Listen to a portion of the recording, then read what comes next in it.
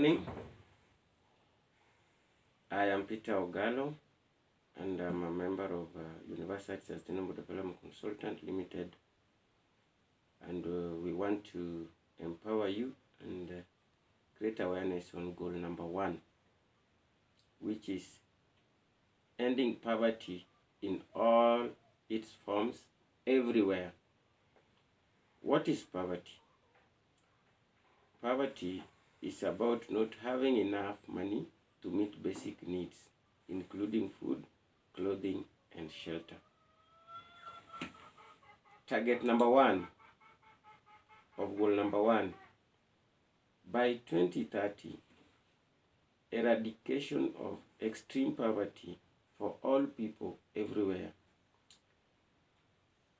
Currently, people are living below poverty level of $1.25 per day.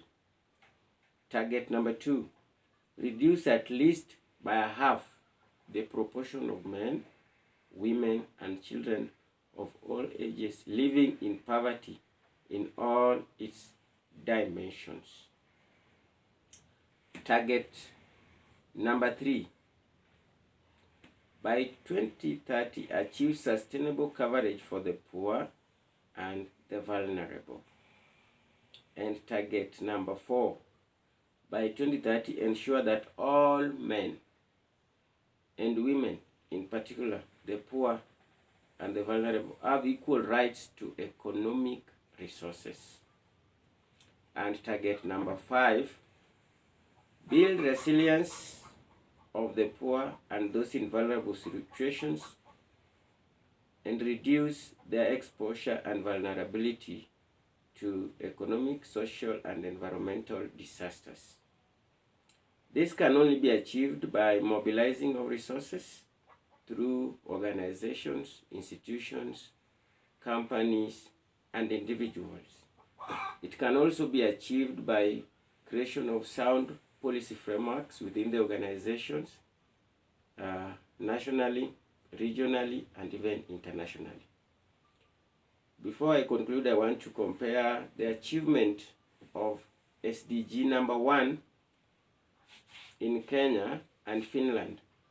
Kenya have been positioned number 118 by achieving 61%, while Finland is number 1 by achieving 86.5%. Finland has managed to have 0.1% on poverty headcount ratio at $1.9, and poverty rate after taxes and transfers also had percentage of 6.5 by 2018. Now in Kenya, poverty headcount rate $1.9 is 17.4%. That is a high number. Then poverty headcount ratio at $3.2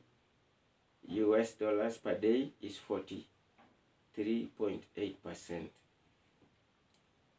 Now in 2022, 17% of Kenyan population lived below $1.90 per day.